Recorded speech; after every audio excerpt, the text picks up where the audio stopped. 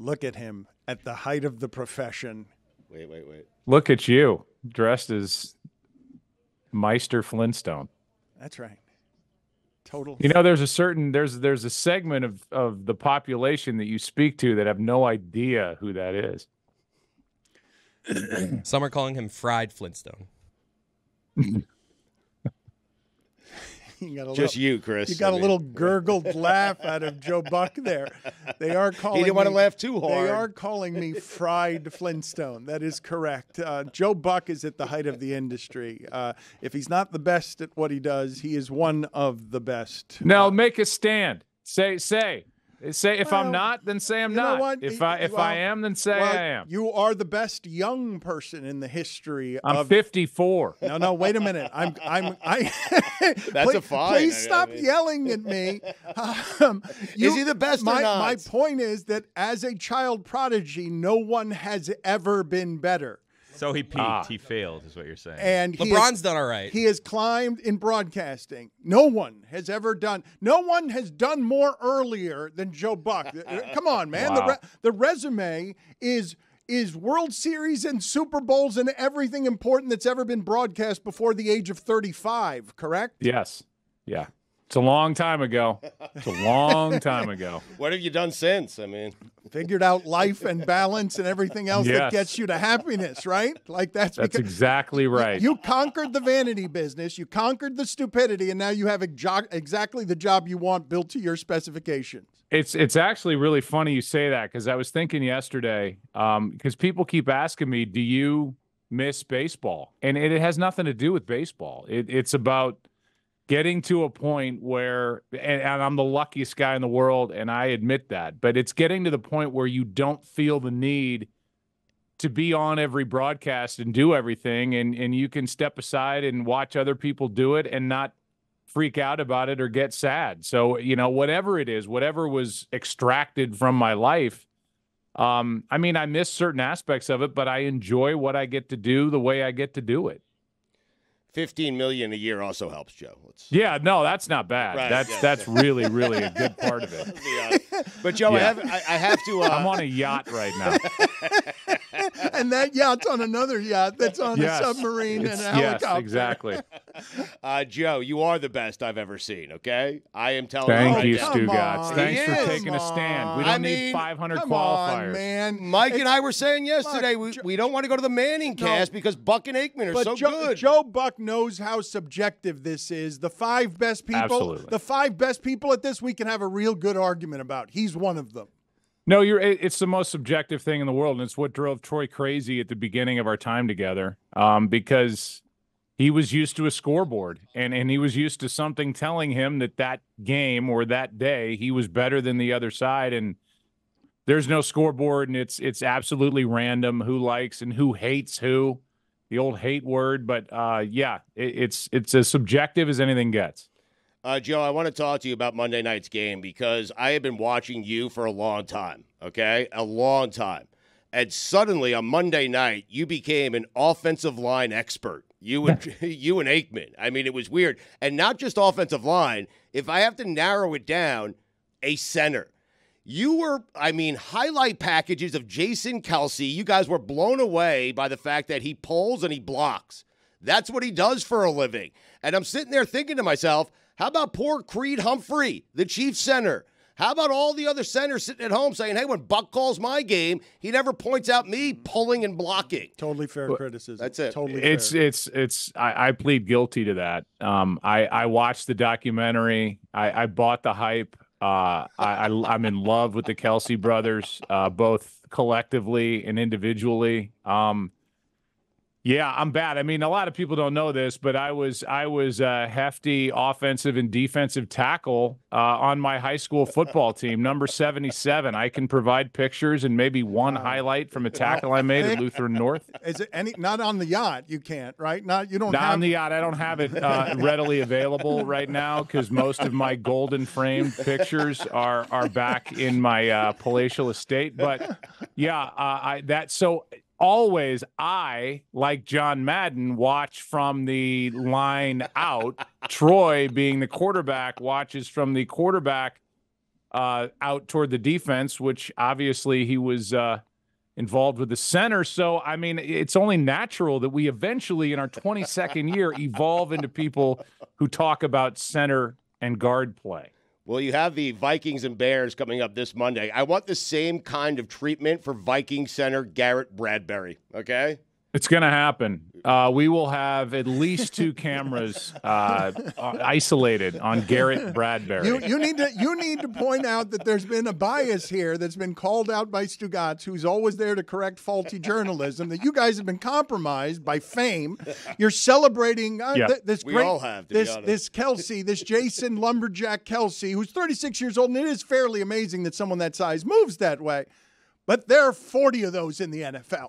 Yeah, no, I couldn't agree with you more. But there aren't 40 who have had their own documentaries. There aren't 40 who've got 3 little girls that are adorable, and one of which, Wyatt, I have a boy named Wyatt, was showing her center movement on video. There aren't any whose brother's dating Taylor Swift. That's the one. That's the key. A lot of them probably have kids. Yes. Yeah, that's true. Chris Cody's theorizing here that that Aikman doesn't like throwing the broadcast over to the Manning cast. Oh, he hates it. Chris Cody thinks that Troy Aikman doesn't want any viewers lost and is bothered by the Mannings and is competing specifically with Peyton. Moving on. At any point during the halftime interview, were you like, why is Peyton yelling at me? I mean, I feel like, and obviously this comes with every disclaimer. Actually, Peyton and I can show you on my phone, which is here on the yacht, within a yacht with me.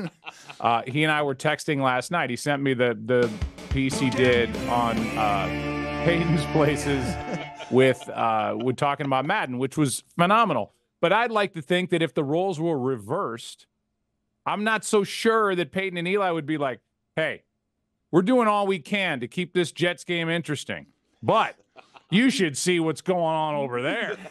And, I mean, that's just counter to your own competitiveness, but it's obviously nothing personal. And I love the fact that we're all under the same roof and we all get one rating pushed together and all good. But, yeah, it's, it's kind of a weird phenomenon, but all good. No, and that rating is the biggest that Monday Night Football has had in 27 years. That the game that you just did is the biggest in the history of the network, and it was the biggest football game across all the networks. And in talking about this in the postgame show yesterday with Mike Ryan, I had always longed my entire life for alternate broadcasts that took things a little less seriously, did things a little less familiarly. You do the thing that broadcasts well the most professionally. But I've found myself longing for sillier, longing for more entertainment. And that number in that game shows, Mike Ryan was making the argument on behalf of, no, this broadcast team matters on those games. It makes them feel bigger. Yeah, yeah, maybe. I mean, that's for other people to determine. I'm not going to be the one to say it, but I think that the process starts before that when the schedule comes out.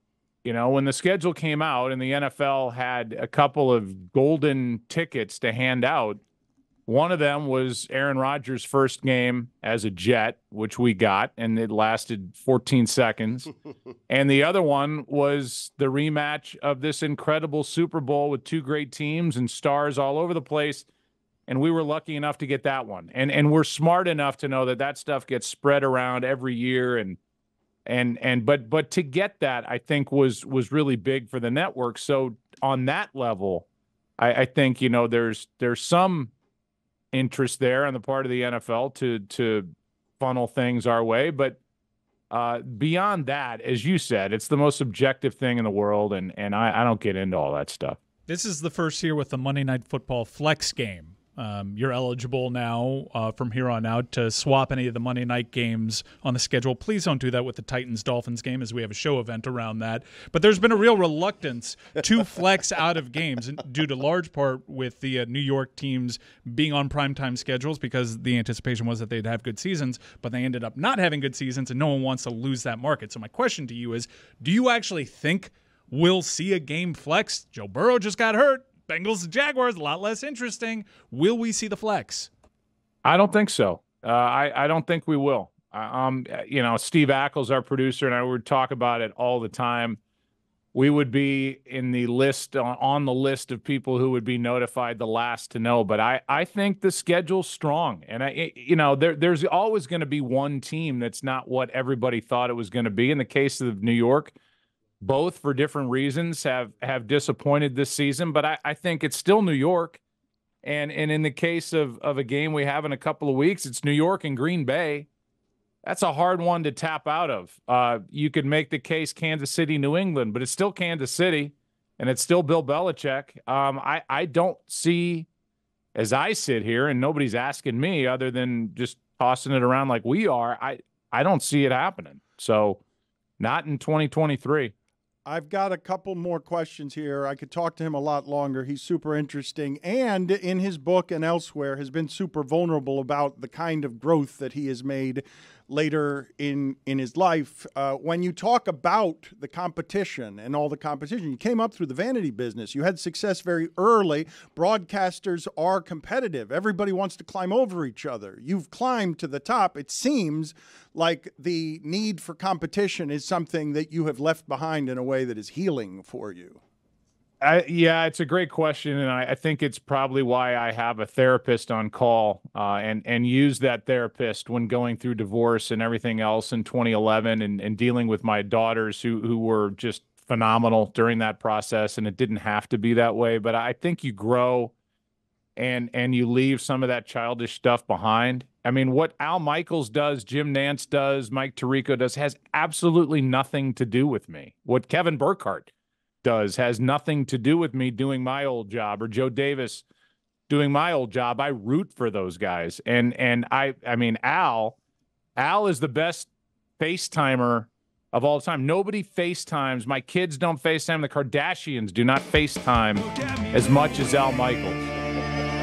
I couldn't hear that. It's a drop. We play it whenever someone name drops. We call him a "Look at Me, Louie" because I FaceTime for Al Michaels. That's a pretty good one. Yeah. Wow, look at him. Yeah. Look at the circles the big man runs in. What do you mean? Now I can't hear you. For Al Michaels. That's it. I can't hear. I can't hear. Again, we lose the sound. What? That's unfortunate. Damn Samson. He also has. Just ripped the.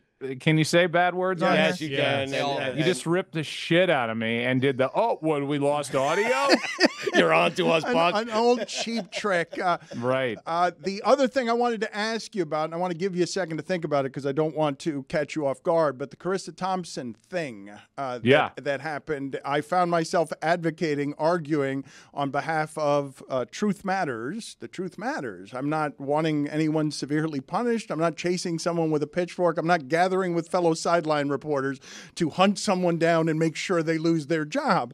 But you also can't make shit up. Like I'm not arguing anything controversial when I say you probably shouldn't do that in that job. So what was your take on who disagrees with that? I would assume a lot of people are disagreeing with the idea. What's the big deal? What's the crime? Come on. They go down there for us. I think if you had Charissa on here, I think we just talked about growing up and we talked about, learning. And this was a reference to something that happened earlier in her career. And like you said, I think everybody's just in such a rush to go, you said something and now, we're going to go back and they get the group gathered.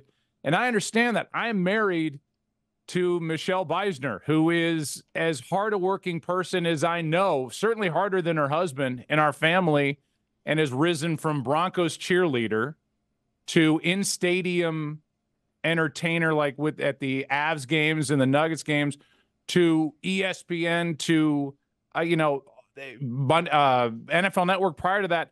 I know how hard that side of the fence works, and I understand why people would be upset. But I'm not the person in the crowd going, "Oh, you should lose this, lose that." You shouldn't. I think everybody grows, and I think we all. I've done it many times.